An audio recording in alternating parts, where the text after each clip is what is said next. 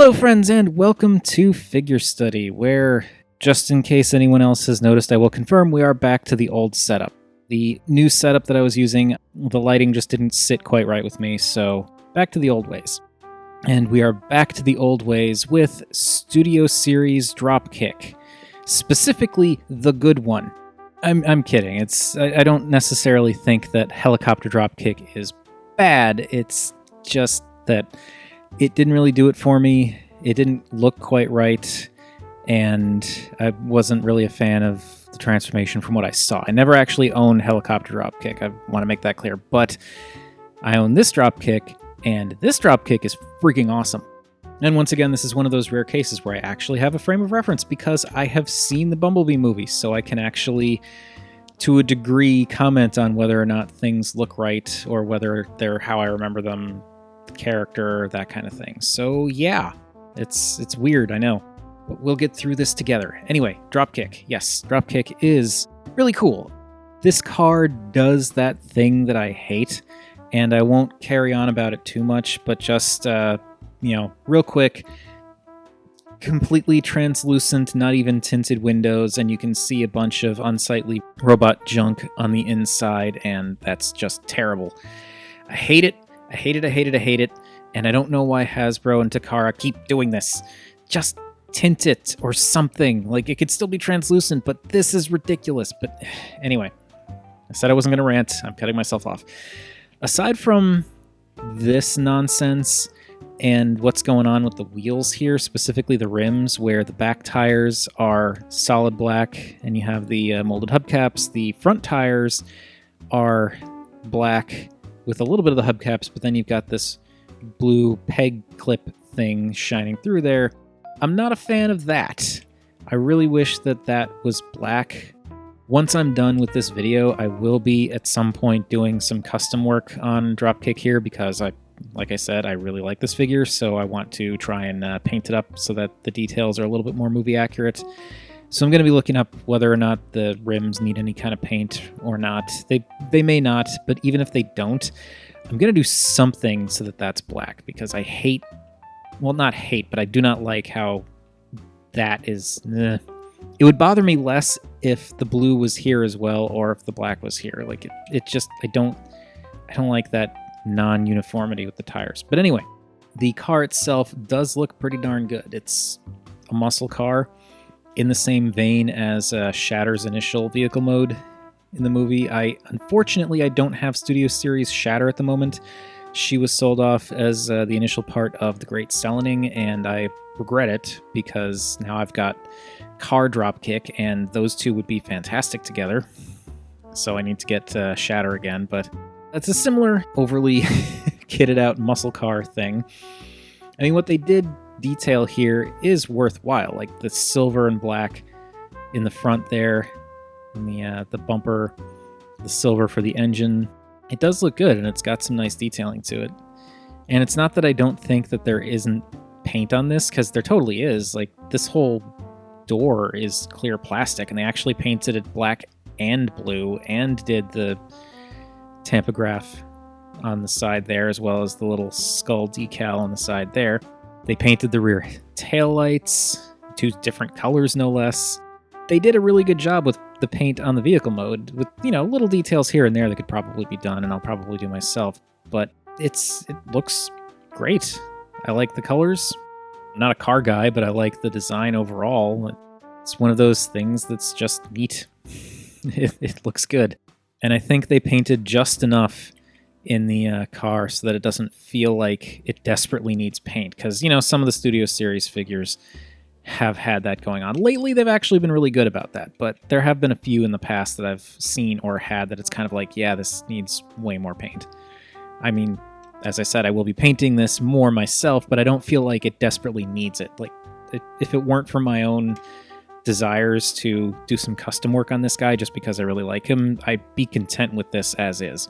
But yeah, he is a muscle car. He is appropriately muscly looking. There's stuff on the underside. Oh, yes, and with regards to this, I do want to talk about this. I know I don't normally talk about accessories, but his gun thing. This bugs the crap out of me because it looks so much like this can fit in here. It really does, and I've tried so many times. There's even there's a little tab thing on the bottom there that looks like it could tab into that little section right down there.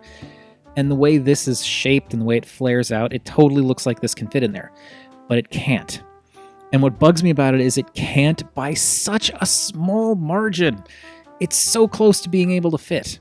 I've tried partially detransforming him pulling out the window, not pulling out, but opening the doors, pulling out the arms and tires there and jamming it in there, and it almost fits. It almost fits. If this gun were just a little bit more narrow on the sides here, it actually might have fit, but it just doesn't fit. And instead, you have to do that thing where you clip it onto the rear spoiler, and it's not the worst storage, and it's not the most intrusive storage that I've seen in a Transformers figure, or even a Studio Series figure, but it just bums me out, especially since Shatter's guns store in the car mode so easily. I really wish they had allowed you, because there is a void there. If it weren't for the fact that this is a little too wide, it would actually work. It would come out, it comes down to about where this little bit is. So the tires would still have enough clearance. It would have worked. They could have done it, but they didn't, and it's fine ultimately, really. It is, but it is a little bit irritating. But anyway, yeah, Dropkick's car mode looks really good, with the exception of the front wheels and the overly translucent windows.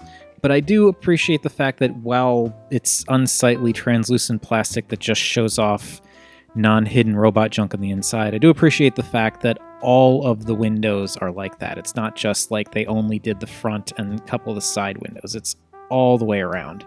Gotta give him credit for that. Anyway, let's put Dropkick off to the side so we can do some size comparisons.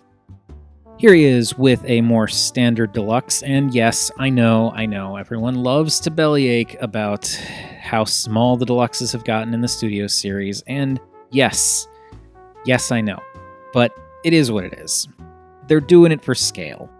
It's not the best, yes, but at the same time, if they made them bigger, the people who are into scale would be complaining, so you can't win.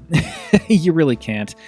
And I gotta say that even though Dropkick is definitely small for a deluxe, there is a lot of intricacy to his design and a lot of cleverness going on with his transformations. So it's not a terrible trade-off, I don't think.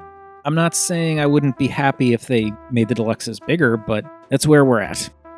And I should also probably show him next to the duck tank. But yes, I know he's small. Studio Series deluxes are small. Jazz is even smaller than this. I know.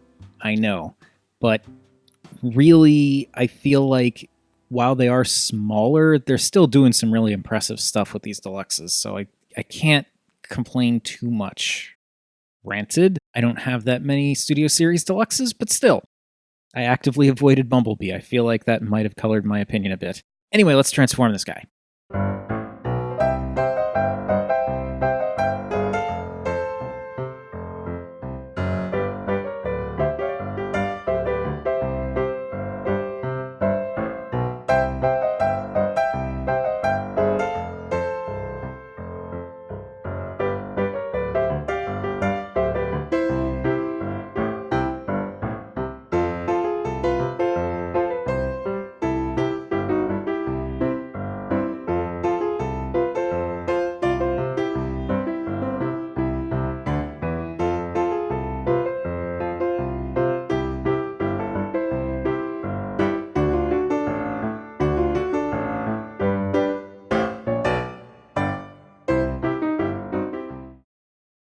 And there we have Studio Series Dropkick, the good one, in robot mode, and this looks great.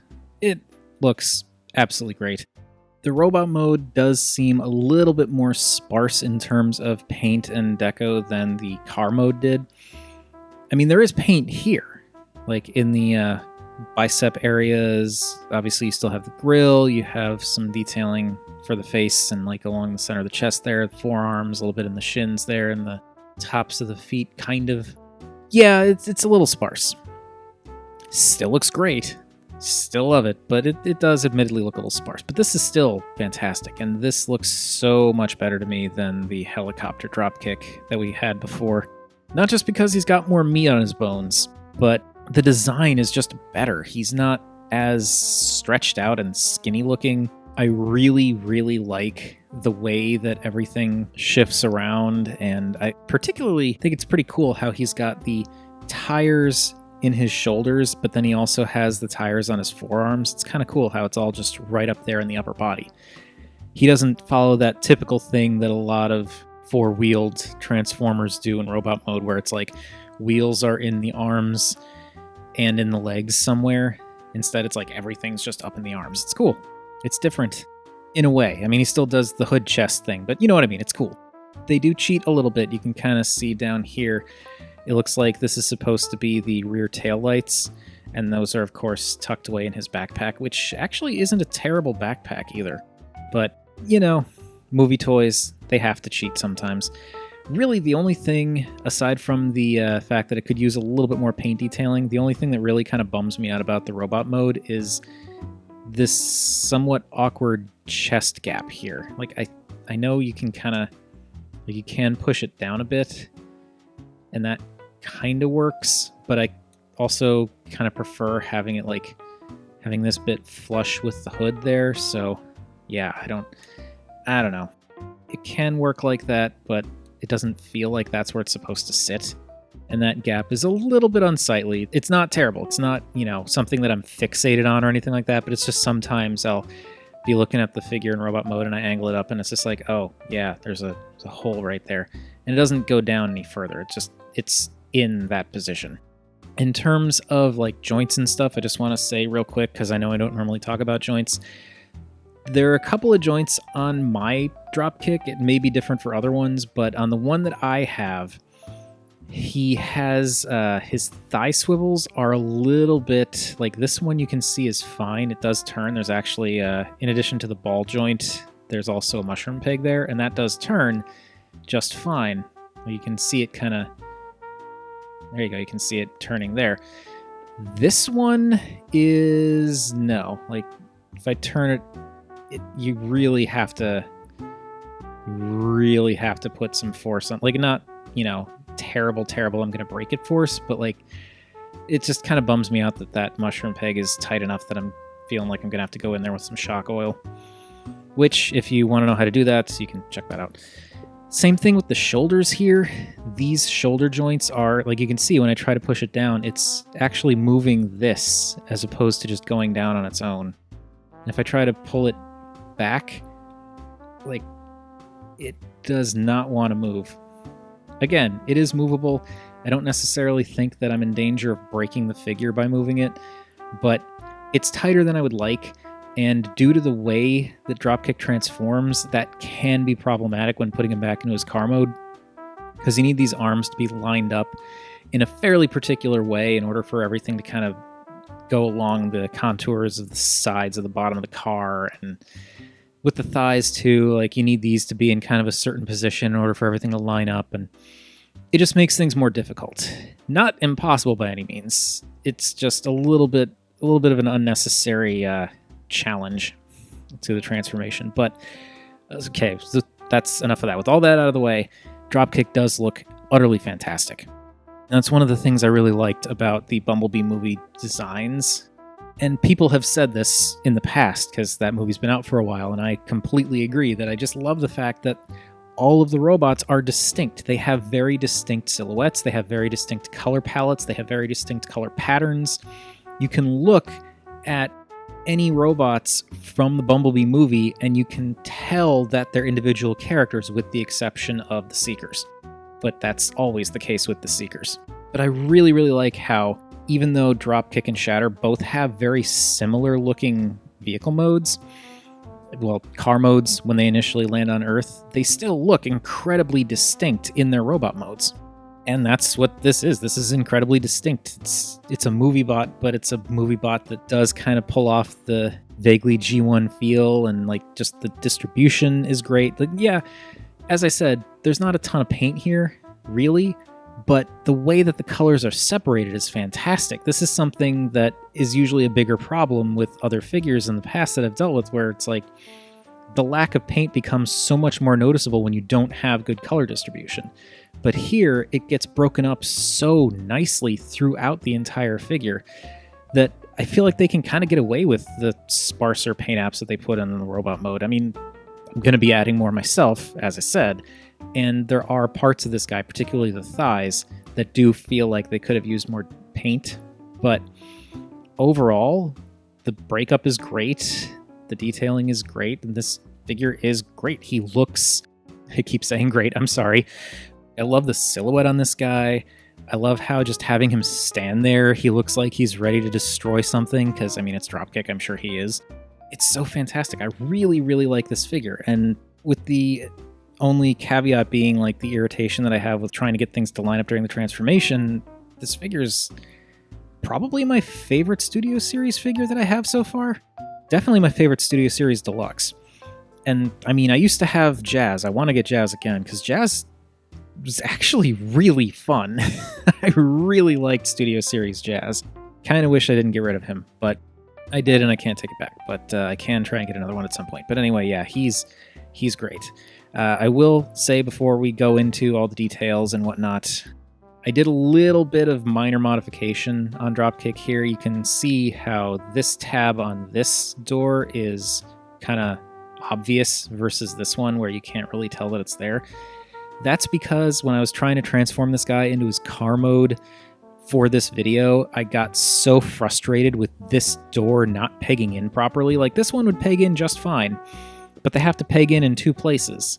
It's like a tab here, right where I'm pointing. Like, it's hard to tell, but like right here, there's a tab that pegs into one of the bits on the arm here. And then there's this tab that plugs into, kind of sits in the mushroom peg hole in the thigh there. This wing, it was fine. This one would not line up, and it was driving me absolutely insane. And it may have had something to do with the fact that this is the thigh that has the problem with the swivel. That may have been the case, but I got so fed up with it that I just took an X-Acto knife and a file to this thing and was just went in on it, because I just got so tired of not being able to transform him. And you can't really tell from the front. But regardless, that is a slight modification that I did. But I don't think it's a necessary one. It might have just been mine, I don't know. As for detailing, there is, of course, some nice molding here, and there is actually a little bit of paint on the feet here to kind of bring some of that mechanical piston-y detailing out, which is cool. I can appreciate that they did that. And then here we've got the fake rear bumper for the car. The thighs, there's no paint whatsoever, but it's okay. Like, the detailing is nice. While they are hollow on the inside, there is actually some molded detailing in there to look like wiring and stuff. They even did some molding on the hip joints, which is cool.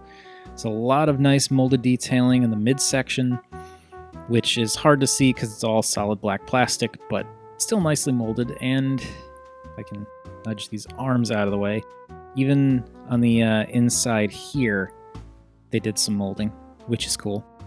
As for the arms, some nice mechanical molding in there. You can see some wires and tubes and whatnot, and a little bit of blue up there, which I'm not sure if the black is, if it's like black plastic that's painted blue or blue plastic that's painted black. I think it's black plastic that's painted blue, but that little bit of paint does really help to separate it out. I'm glad they did that.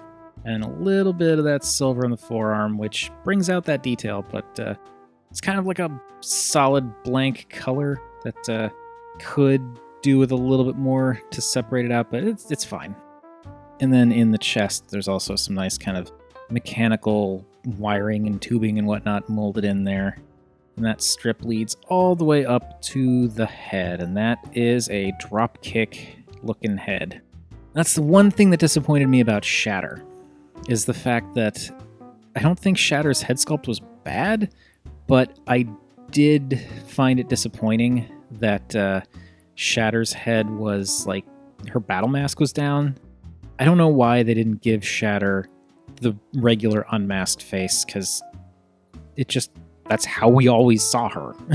I don't know why they decided to do the battle mask for the one, well, I guess technically two figures, because I think one of her Energon Igniter figures has that too.